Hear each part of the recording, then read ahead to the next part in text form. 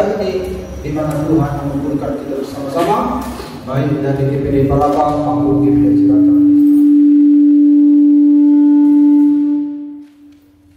Kita bisa mari kita lihat firman Tuhan dalam Filipi pasal 3 ayat 7 sampai ayat 11. Filipi pasal 3 ayat 7 sampai ayat 11. Mari kita baca bersama-sama. Kaum pria membaca ayat ganjil, kaum wanita membaca ayat yang genap. Kaum pria terlebih dahulu 1, 2, 3. Tetapi apa yang dahulu merupakan keuntungan bagiku, sekarang anggap rugi karena Kristus. Malah segala sesuatu anggap rugi karena mengenal akan Kristus Yesus Tuhanku lebih mulia daripada semuanya. Oleh karena Dialah aku telah melepaskan semuanya itu dan menganggapnya sampah supaya aku memperoleh Kristus. 2-3 ayat kaum pria. Dan berada dalam Dia bukan dengan kebenaranku sendiri karena mentaati hukum Taurat, melainkan dengan kebenaran karena kepercayaan kepada Kristus, yaitu kebenaran yang Allah anugerahkan berdasarkan kepercayaan. Yang menghendaki ialah mengenal Dia dan kuasa kebangkitannya dan bersekutu dalam penderitaannya, di mana aku menjadi serupa dengan Dia dalam kematian. Sama-sama 2-3 ayat. Supaya aku akhirnya beroleh kebangkitan dari mati. Haleluya. Tentu firman Tuhan sudah pernah kita dengarkan. Kita akan melihat dari sisi lain. Tuhan ingin menekankan sesuatu yang baru kepada kita lewat firman yang sudah pernah kita dengarkan ini. Nah, kalau kita lihat Bapak Ibu di dalam ayat ini, tetapi apa yang dahulu merupakan keuntungan bagi ini, Rasul Paulus yang mengatakan, sekarang ku anggap rugi karena Kristus dan seterusnya. Jadi di dalam beberapa ayat yang kita lihat ini,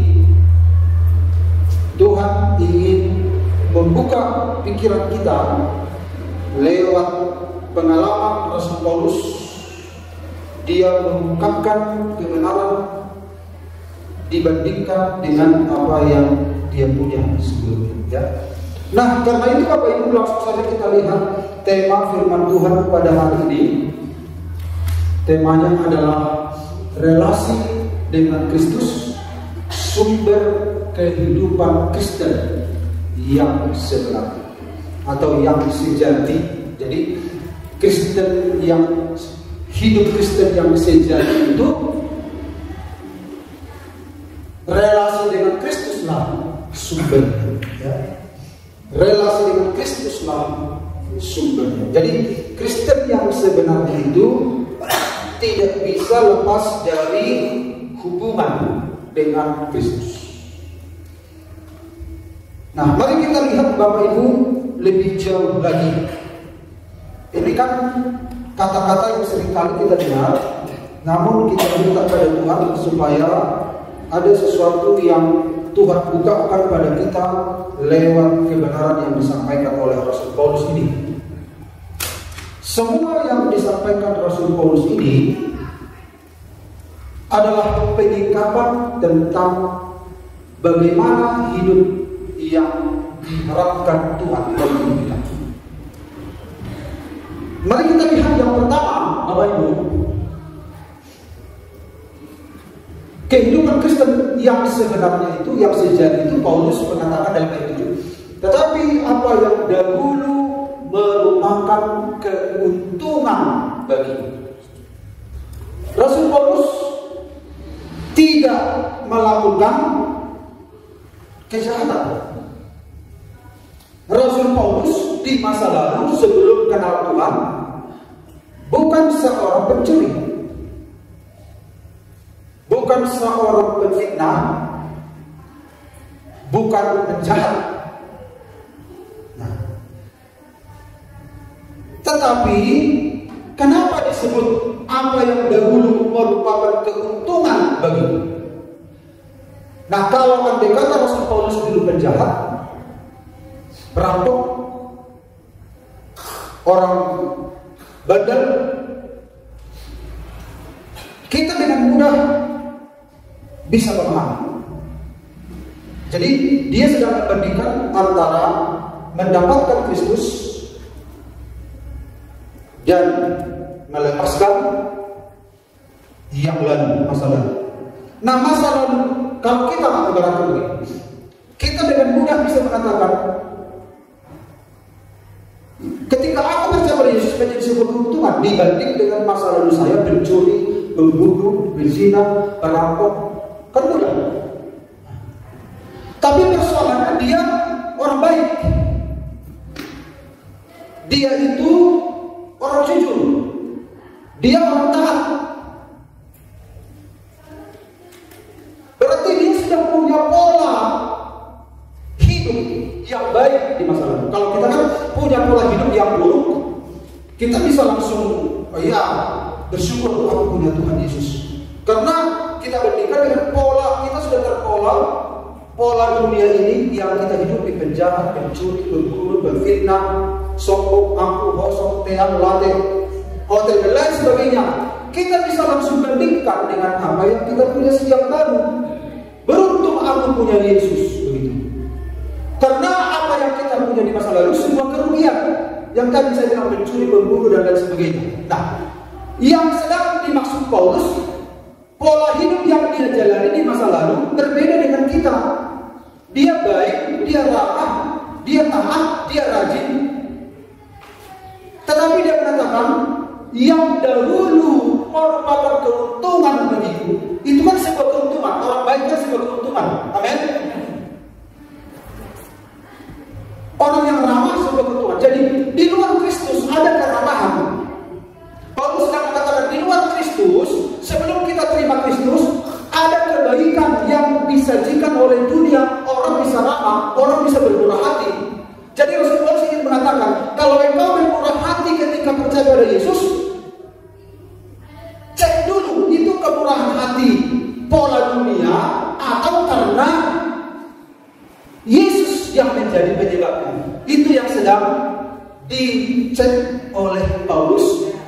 Dan itulah Kristen yang sebenarnya. Karena ketika kita di luar Kristus, ada pola etika, ramah tamah, kebaikan, kemurahan yang kita punya sebelumnya. Ini bukan hal negatif, hal yang baik ya. Kita tidak bicara dengan hal yang negatif ini. Karena Rasul sedang membandingkan hal yang positif yang dia bawa dari luar. Kemudian dia percaya pada Yesus, dia mengatakan segala sesuatu ku anggap rugi karena Yesus. Ternyata ada sebuah pola hidup Kristen yang berbeda dengan pola hidup dunia, walaupun mirip. Jadi Rasul Paulus ingin mengatakan, ketika engkau hidup dalam Tuhan, ada damai, ada keramahan, ada kemurahan, ada kebaikan, ada ketaatan. Itu pola yang kau bawa dari luar Allah atau muncul dari pengenalan akan Tuhan. Kalau itu muncul karena pengenalan akan Tuhan, itulah Kristen yang sebenarnya. Amin Bapak Ibu.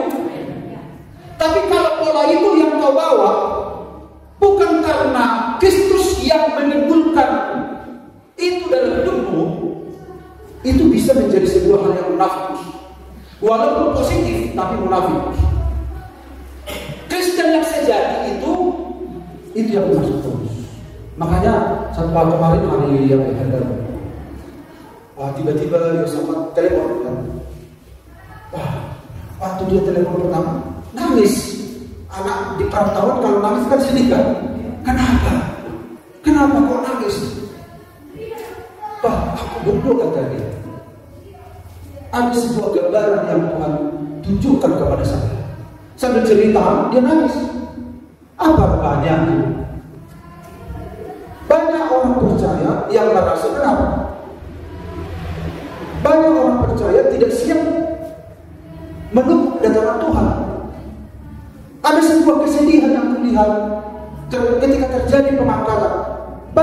Tuhan yang tertinggal. Saya tidak bisa melukiskannya sampai dia habis. Saya nggak bisa melukiskannya.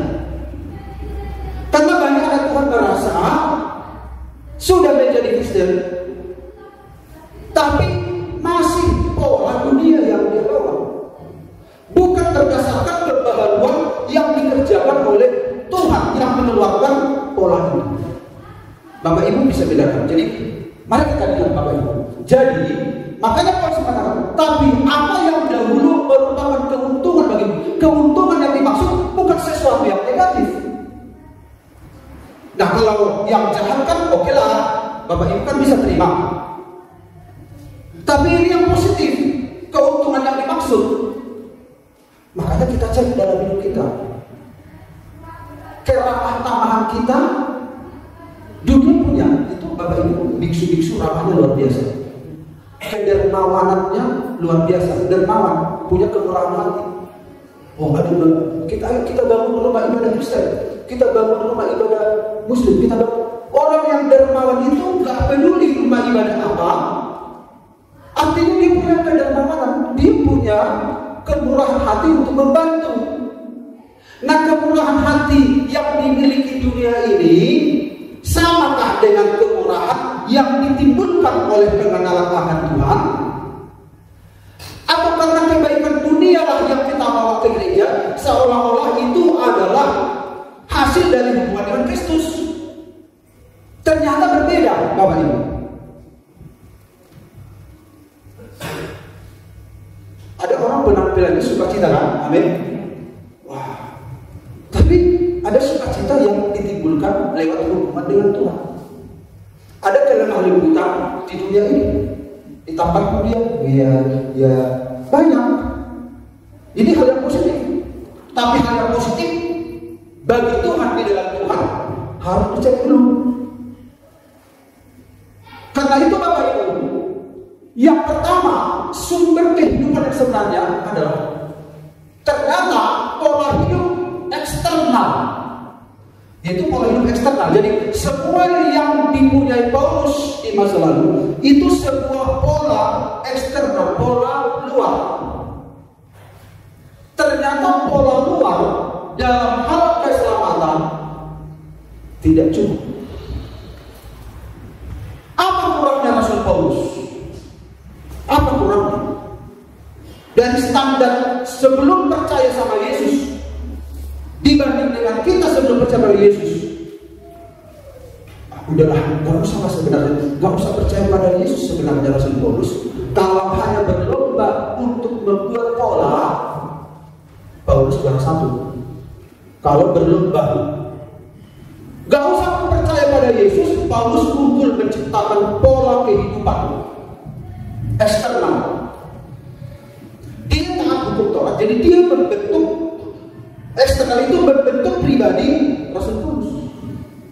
Oh, bagaimana? Waktu itu ada para filsuf yang mengajarkan kau harus lemah lembut, kau harus baik, kau harus mengampuni orang. Jadi di luar Tuhan ada orang yang bisa mengampuni karena mereka menyadari ada berkat-berkat di balik pengampunan. Kalau dibanding dengan kita ya kalah.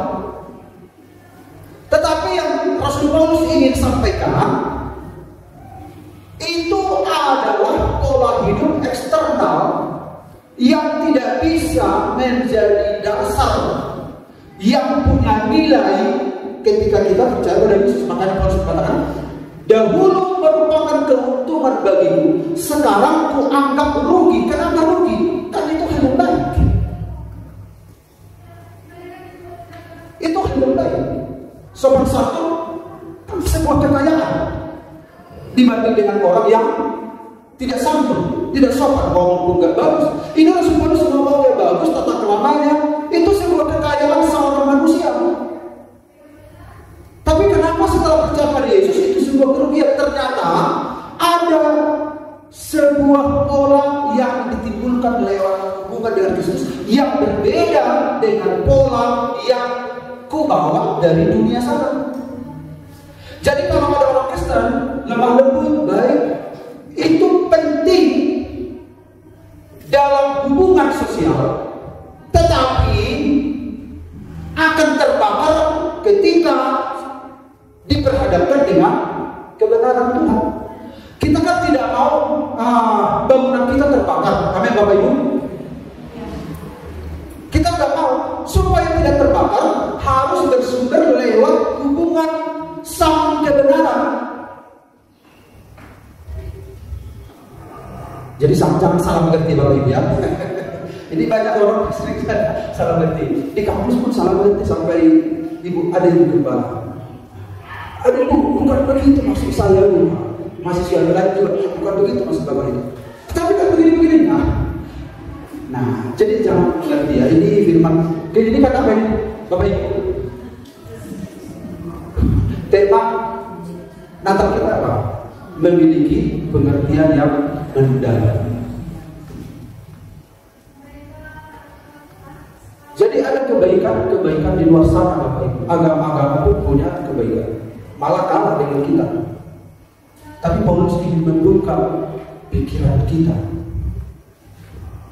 Nah, mari kita lihat supaya kita memahami lagi. Nah, pola dalam bahasa kamus bahasa Indonesia gambar, patron, desain, contoh, bentuk yang dipakai sebagai pedoman. Jadi saudara-saudara, sebelum kita percaya pada Yesus, sebelum Paulus percaya pada Yesus, kita dibentuk oleh kita punya pedoman hidup, yaitu gambar, patron, desain. Ada desain yang membentuk hidup kita dari luar ke dalam, dari luar membentuk kita. Misalnya kalau kita ngomong kasar, jangan itu salah. Artinya hal yang dari luar itu membuat kita terbentuk. Kalau orang kan menyapa, kalau ada orang tua harus kita sapa, gak sopan sama orang tua. Itu sebuah pola. Jadi dari luar membentuk kehidupan kita. Rasul Paulus pun dibentuk oleh keutamaan dari luar, eksternal. Akhirnya dia mengikuti pola itu, tetapi hanya mengikuti pola luar. Nah, pola luar ini penting bagi hubungan manusia. Supaya apa? Hubungan antara manusia baik-baik. Tetapi Tuhan sedang mengurus dari dalam. Tuhan mau itu semua bersumber dari pengenalan akan Tuhan. Karena Tuhan sedang mengatakan beda hasil hubungan denganku dengan pola yang membentuk hidupku di luar. Jadi dalam dunia ini kita sudah punya banyak pola yang kita ikuti. Bagaimana cara lemah lembut, ini bukan yang negatif ini. Bagaimana cara lemah lembut, bagaimana taat pada polisi lalu lintas. Bisa saja orang taat lampu merah, tapi sebenarnya dia berontak. Kenapa dia taat? Supaya tidak diberi oleh polisi. Artinya dia dipaksa oleh aturan itu untuk menghindari hukuman. Itu beda. Beda dengan kalau aturan itu muncul dari dalam diri sendiri. Jadi kesibukan kita orang-orang Kristen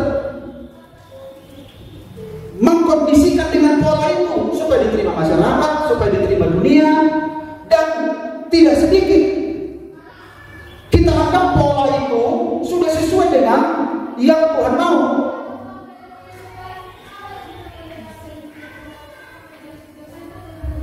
Amin Bapak Ibu. Bisa ya Bapak Ibu, amin.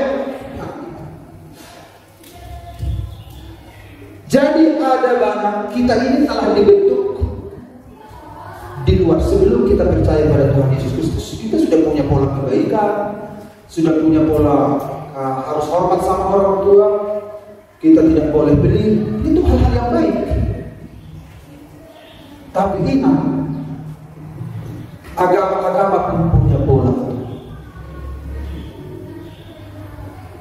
Tetapi Rasul Paulus ingin membandingkan setelah kita menerima Yesus dalam hidup kita, cross check pola, cross check hasil hubungan kita dengan Kristus, misalnya tentang kebaikan, bandingkan dengan pola yang kita bawa. Ini seperti PR. Tetapi pastikan bahwa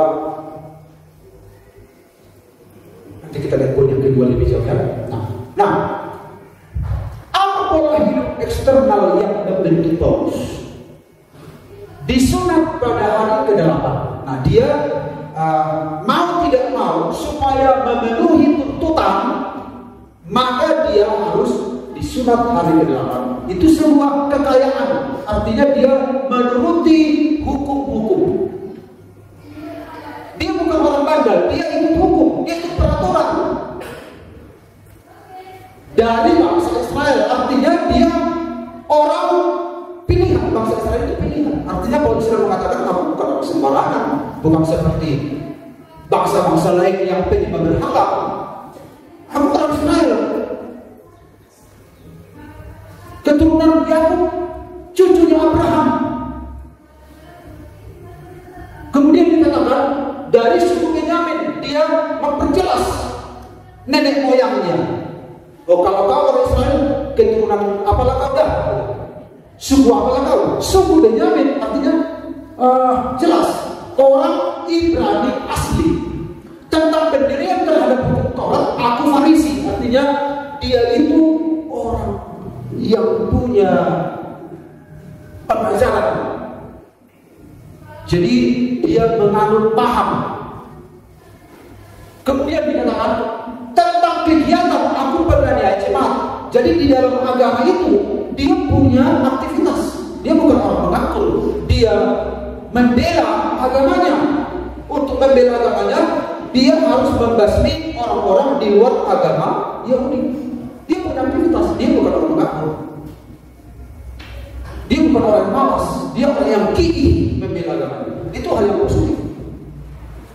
Nah, kalau dibandingkan masa lalu Paulus dengan masa lalu kita, ya dia orang yang punya kekayaan di dalam segala hal, baik perilaku, baik dari garis keturunan, baik dari sisi ketaatan, dia punya keunggulan.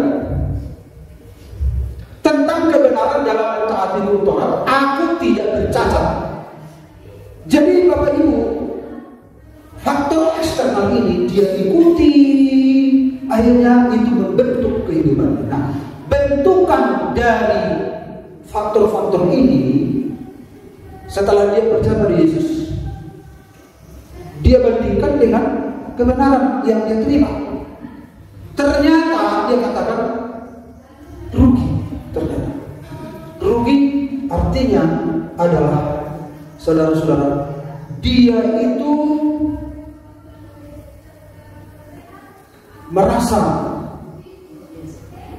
menyia-nyiakan kesempatan, menyia-nyiakan segala waktu. Rugi di situ artinya dia itu adalah orang yang taat secara hukum,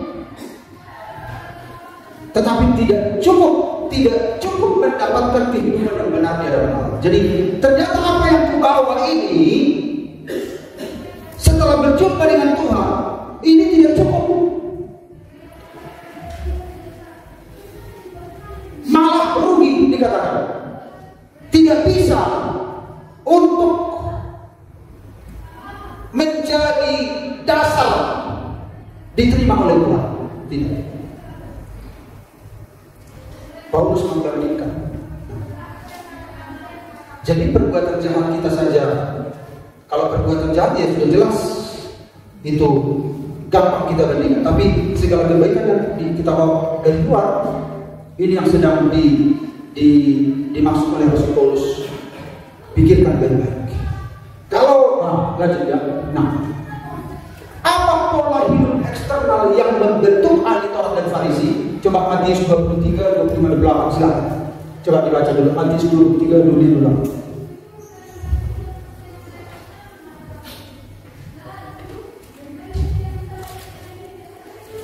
Ya, silakan Bapak Ibu.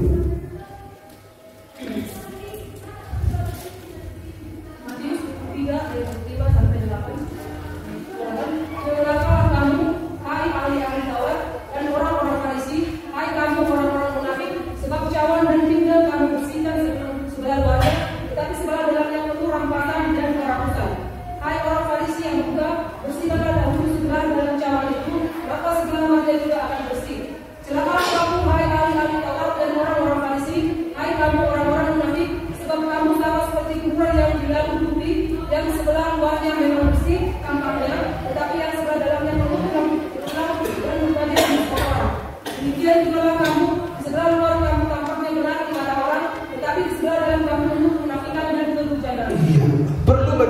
kata orang perlu supaya hubungan baik.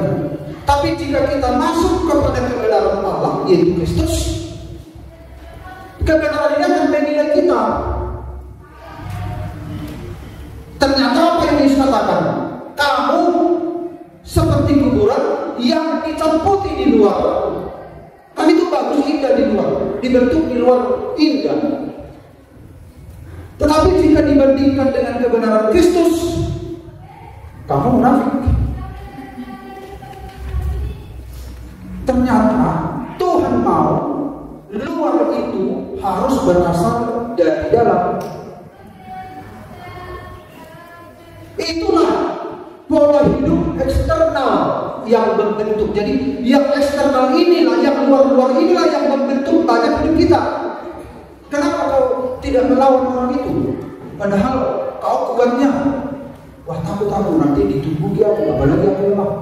Tapi sesungguhnya hatinya membalas untuk membalas. Tetapi dari sisi penilaian orang, bagus dia mengalah. Bagus mengalah, bagus. Tetapi ketika diperhadapkan dengan kebenaran, sesungguhnya kau munafik.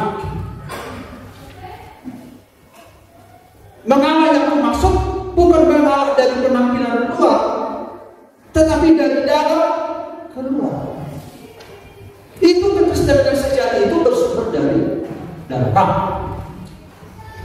Apa pola hidup eksternal yang membentuk kita?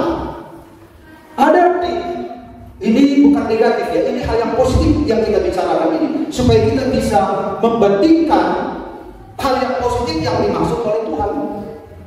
Ini yang dikejar oleh orang, misalnya taat pada peraturan, jujur, ada sukacita, walaupun hatinya berdongkol, tapi sukacita bisa hebat, masih tidur gitu. Orang bisa memenuhi inilah pola-pola yang pola eksternal yang sedang dicari orang, dan dia mengkondisikan dirinya senang tidak senang supaya dia terlihat baik. Dia mencapai ini, dan agama-agama semua mencapai ini, dan mereka mampu melakukan. Di luar Kristus orang mampu melakukan ini. Ini penting dari hubungan masyarakat, hubungan sosial. Tapi jika diperhadapkan dengan Tuhan, ini bukan kekristenan yang sebenarnya. Kekristenan yang sebenarnya itu kita tidak mengikuti pola luar.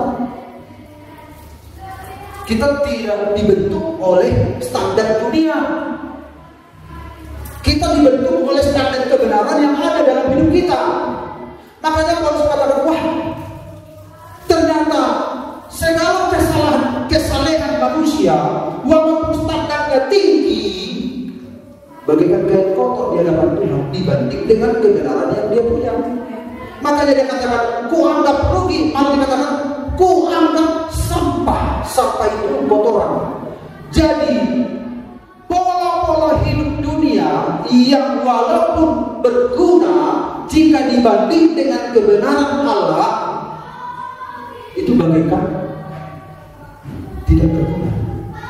Karena kebenaran manusia tidak mendatangkan keselamatan. Pola-pola yang baik di luar Tuhan, sebaik apapun tidak mendatangkan keselamatan. Hanya kebenaran di dalam Kristus yang ada dalam kita. Dari dalam itulah yang memunculkan semua karakter itu yang mendatangkan keselamatan. Ini yang membentuk hidup kita. Setuju tidak setuju, mau tidak mau, supaya engkau aman dalam dunia ini, engkau taat dan lintas, engkau harus menunjukkan kesabaranmu, supaya anakmu tidak meninju kau. Engkau harus sabar, engkau harus sabar, ramah, sopan santun, engkau harus memaafkan, engkau hidup teratur. Ini semua yang membuat hidup kita terbentuk. Ini bukan hal yang jahat, ini yang baik. Tapi yang dimaksud Paulus, apakah karena pola dunia yang membentuk kita itu sudah cukup kita bawa menjadi syarat untuk diterima Tuhan? Apakah pola itu yang diharapkan Tuhan dari hidup kita? Paulus mengatakan tidak. Memang pada akhirnya kita akan dari hubungan kita dengan Tuhan, bukan hasil hubungan kita dengan dunia. Makanya pastikan karena tamahan kita, karena firman-Kah yang mengubah hidup kita, ketaatan kita karena firman-Kah yang mengubah hidup kita, kita memaafkan orang karena firman-Kah yang mengubah hidup kita, atau karena bentukan dari luar. Kalau bentukan dari luar, itu tidak menjadi Kristen yang sebenarnya. Jadi kalau ada Kristen yang memiliki ini semua, belum tentu itu Kristen yang sebenarnya. Belum tentu itu Kristen sejati. Kristen sejati hanya jika Kristus yang menjadi penyebab perubahan hidup. Amin. Makanya ketika anak Tuhan, saudara-saudara, terkesan sulit berubah, sementara si A sudah berubah, si B sudah berubah, jangan dulu menghakimi. Ini si A ini yang sulit berubah ini, dia sedang belajar menghidupi hidup Kristus kah? Kalau dia memang dia sulit berubah, tetapi dia sedang belajar menghidup Kristus, itu jauh lebih baik, karena itu adalah proses, dibanding dengan orang yang lemah lembut, orang yang ramah, tetapi tidak ada hubungan dengan Kristus. Makanya orang Kristen itu terkesan berantakan, terkesan. Bukan kita inginkan, tapi terkesan. Tetapi ada proses yang sedang terjadi, karena kita sedang menggumuli bagaimana hidup sesuai kehendak Tuhan. Sekali-sekali kelihatan kelemahan kita, sekali-sekali kelihatan karakter kita, tapi kita berproses. Itu jauh lebih baik daripada pola yang sempurna yang dikondisikan oleh dunia ini, tapi tidak ada nilai di hadapan Tuhan. Amin. Kita tidak mendukung keterlambatan perubahan hidup anak Tuhan, tidak. Tetapi kita sedang membicarakan keaslian dari hidup itu, keaslian dari buah-buah hidup. Itu Kristen sejati. Makanya Bapak Ibu perhatikan apa yang dikatakan Paulus. Kenapa Paulus mengatakan demikian? Dia bukan orang jahat. Pastikan hidup kita, perubahan hidup kita itu karena hubungan dengan Tuhan. Jadi perhatikan, ada banyak yang membentuk hidup kita, tetapi sebenarnya tidak ada hubungan dengan Tuhan. Jadi kalau Bapak Ibu ada orang Kristen yang baik-baik, bukan itu, tolong. Memang menguntungkan. Oh, hebat banget gereja orang itu, lemah lembut, ramah tamah. Tapi yang Paulus ingin pastikan, berdasarkan hubungan dengan Kristus kah itu, perubahan itu karena Kristus kah yang bekerja dalam hidupnya, atau karena pola yang telah membentuk dia dari luar. Amin Bapak Ibu. Karena perubahan hidup ini, transformasi hidup ini ada butuh waktu. Tetapi Tuhan sedang menunggu. Tuhan yang penting hasil hubungan dengan aku yang kuharapkan. Aku sabar menunggu. Lalu yang berikut kita lihat, malahan segala sesuatu kuanggap rugi karena pengenalan akan Kristus Yesus Tuhanku lebih mulia daripada semuanya. Lebih mulia. Mulia itu dalam bahasa Latin kafir, dalam bahasa Latin doksa. Lebih mulia, lebih bermutu, lebih bernilai. Malahan segala sesuatu kuanggap rugi, ternyata pola eksternal yang dia punya dibanding dengan Kristus tidak berkualitas. Sementara ketika dia terima Tuhan, lebih mulia daripada semuanya. Oleh karena dialah aku telah melepaskan semuanya itu dan menanggapnya sama supaya aku memperoleh Kristus. Jadi pola-pola dunia ini tidak bisa kita andalkan untuk mengadu kebaikan kita dengan kebaikan Kristus, kebenaran Kristus dengan kebenaran kita. Kita adu.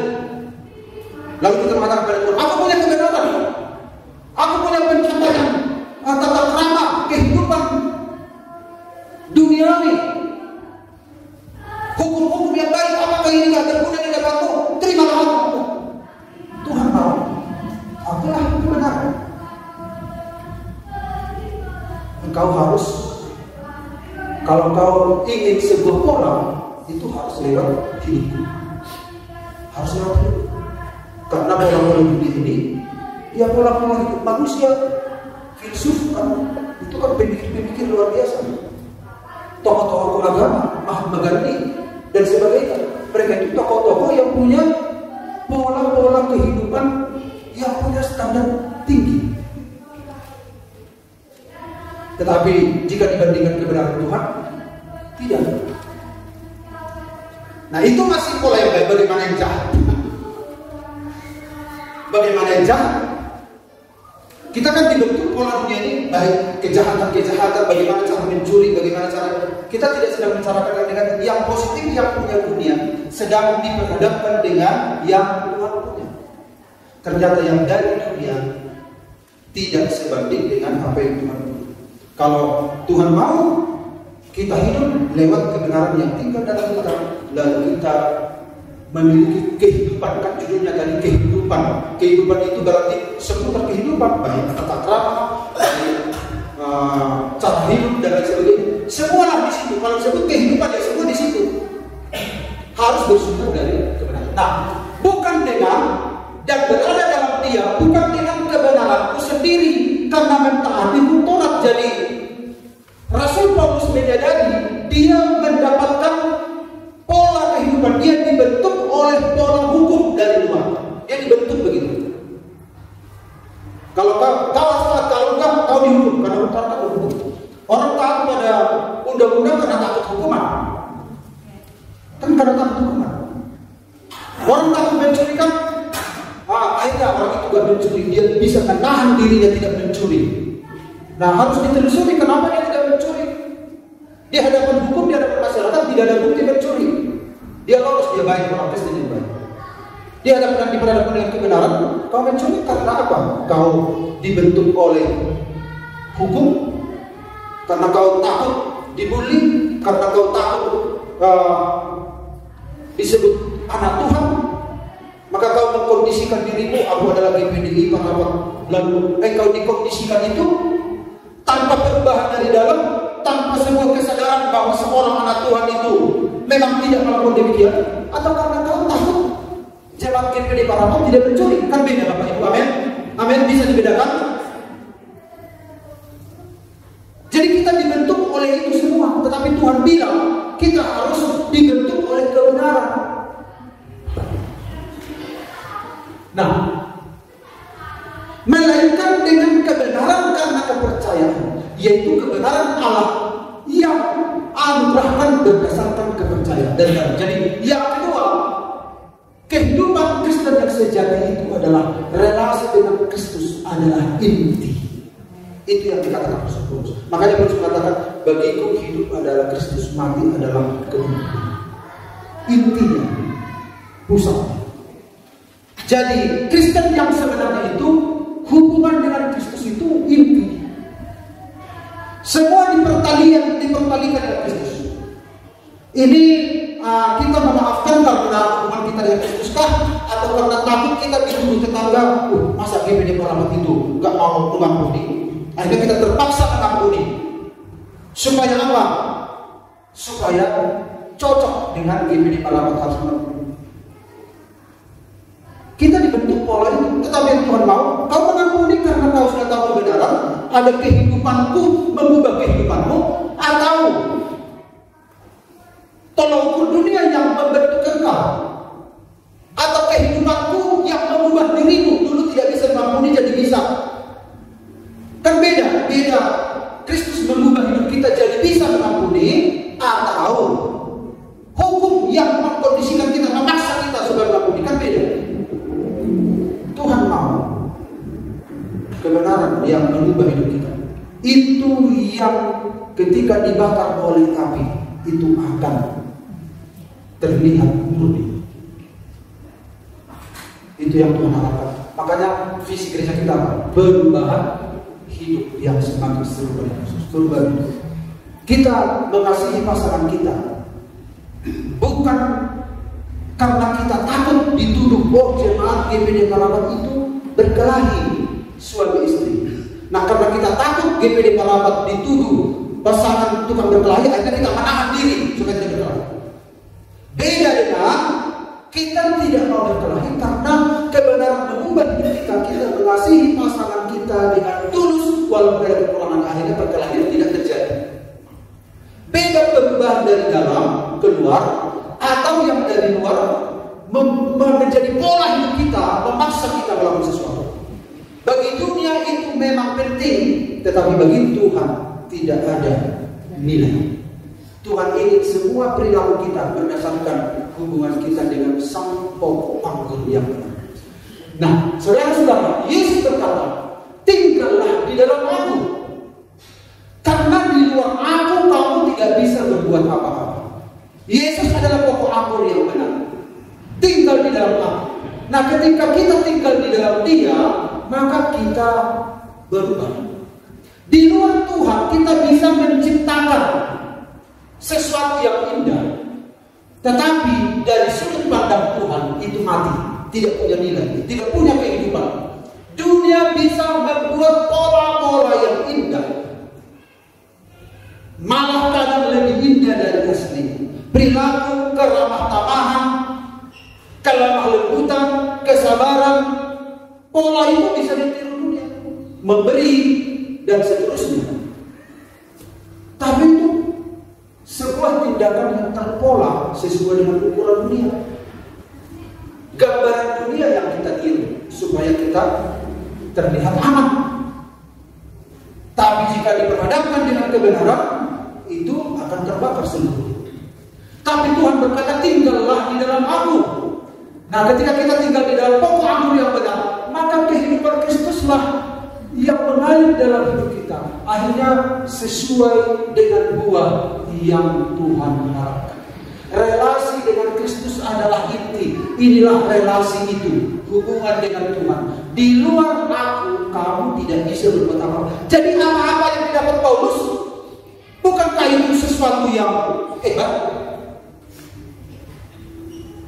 Pola-pola hidup yang didapat Yesus di luar Kristus itu bagaikan ranting yang indah, namun jika dibandingkan dengan ranting yang Yesus lakukan, berbeda. Makanya Tuhan harus semakin mengerti apa yang Tuhan mau dalam hidup kita. Amin. Kebenaran itu mengalir. Kadang kita menangis ketika kita gagal terpola mengikutinya. Kita sadar, kita sedih. Tapi Tuhan tahu ini proses yang akan teruskan. Biarlah kehidupan itu mengalir lewat itu. Dan buah-buah itu yang aku mau. Walaupun terkesan belum sempurna, tapi itu buah berdasarkan hubungan. Karena di luar aku, kamu tidak bisa melakukan sesuai kehendak Bapa. Semua apa yang dilakukan dunia memang indah dalam hidup. Itu hanya berguna untuk hidup di dunia, tapi tidak ada kaitannya dengan apa yang aku. Makanya walaupun masih banyak kekurangan kelemahan kita di sana sini, tapi itu berdasarkan hubungan kita dengan Tuhan. Kita pererat lagi hubungan kita dengan Tuhan. Kita pererat lagi. Tuhan, aku gagal di sini. Pererat lagi dengan Tuhan. Kehidupan Kristus menjadi nyata dalam hidup. Itu indah di hadapan Tuhan. Itu manis di hadapan Tuhan. Hidup Kristus mengalir lewat hidup kita. Itu yang sangat menarik. Itu yang berkenan di hadapan Tuhan. Makanya Paulus mengatakan demikian. Tuhan tidak berputus asa dengan kita. Makanya sekali lagi saya katakan di 2 Yosafat itu dia menangis dalam Tuhan. Engkau tidak menyerah dengan hidupku. Engkau tidak menyerah. Artinya Tuhan itu selama kita saudara-saudara rindu membuahkan buah-buah yang Kristus, Tuhan tidak menyerah dalam hidup kita. Itu jauh lebih manis, lebih indah. Relasi dengan Kristus, hubungan dengan Kristus lah yang menghasilkan. Lalu yang terakhir, yang kehendaki ialah mengenal Dia dan kuasa kebangkitannya dan persekutuan dalam penderitaannya, di mana aku menjadi serupa dengan Dia, serupa dengan Dia. Artinya transformasi dari dalam keluar adalah prinsip kehidupan Kristus. Transformasi dari dalam keluar. Ingat ini, Bapak. Kalau tidak, kita seperti kuburan yang dilabur putih. Sebelah luarnya indah, tapi dalamnya penuh dengan tulang belulang. Tuhan mau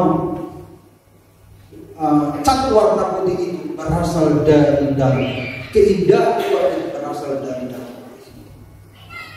Pengampunan kita, kesabaran kita, sukacita kita, keramah tamahan kita, semuanya seputar kehidupan Kristen. Namanya Yesus sumber kehidupan, sumber segala apa yang akan kita proyeksikan itu berasal dari hubungan dengan Tuhan. Ini adalah Yesus, ini adalah kita. Jadi kita yang rusak ini dibandingkan dengan Yesus. Kalau dulu pola kita bukan Yesus tapi dunia ini, tetapi sekarang pola kita adalah Yesus Kristus. Bagaimana caranya supaya kita berubah? Yesus Kristus tinggal dalam hidup kita. Dari dalam Dia akan mengubah kehidupan kita hari demi hari. Janganlah kamu menjadi serupa dengan dunia ini, tetapi berubahlah oleh pembaharuan budimu, sehingga kamu dapat membedakan mana kehendak Allah, apa yang baik, yang berkenan kepada Allah dan yang sempurna. Perubahan hidup itu dari dalam perubahan budi. Kita tidak bisa, bisa saja memperbaharui tingkah laku kita, tapi selama dari dalam tidak berubah, pembaharuan tingkah laku sesuai pola-pola dunia ini tidak akan bertahan. Satu waktu saudara akan tertangkap basah dengan pola-pola itu, karena pola itu tidak mengandung kekuatan untuk bertahan. Tapi kalau dari dalam itu bertahan, walaupun berproses, itu akan bertahan, malah semakin meningkat. Dan saudara tidak akan dipermalukan. Tidak akan dipermalukan. Semua tingkah laku yang berasal dari dalam tidak akan dipermalukan. Saudara tidak akan dipermalukan karena itu sifatnya dia memiliki power, dia memiliki kuasa. Karena lembutan saudara, kesabaran saudara, ketaatan saudara, kemurahan hati saudara, itu punya kuasa. Dan Tuhan dipermuliakan dan orang akan ditarik kepada Tuhan. Karena itu bersumber dari transformasi dari dalam keluar. Itu sebuah prinsip. Dan akhirnya apa yang terjadi? Kita berubah dari dalam. Dunia akan melihat pola itu, tetapi Tuhan yang sedang mengerjakannya di dalam hidup kita. Bukan kita yang mempolakan diri, tetapi Tuhan yang mengerjakan dari dalam. Akhirnya kita berubah hari demi hari, berproses silih berganti, musim berubah, silih berganti, tapi akhirnya kita diubah dari dalam. Dan itu mendatangkan damai yang tiada batas di hati saudara akan tenang. Itulah kebenaran yang Rasul Paulus sikapkan bagi kita. Amin Bapak Ibu. Dan dari dalam akhirnya muncullah ketaatan ini semua. Tapi sumbernya dari dalam. Karena itu Bapak Ibu, biarlah kebenaran ini kita lakukan, mengubah pola pikir kita. Kita semakin dekat dengan Tuhan. Kita semakin mempererat hubungan dengan Tuhan. Di luar kamu tidak bisa berbuat apa-apa. Mari kita jadikan nyanyian ini sepintas lalu kita berdoa. Amin.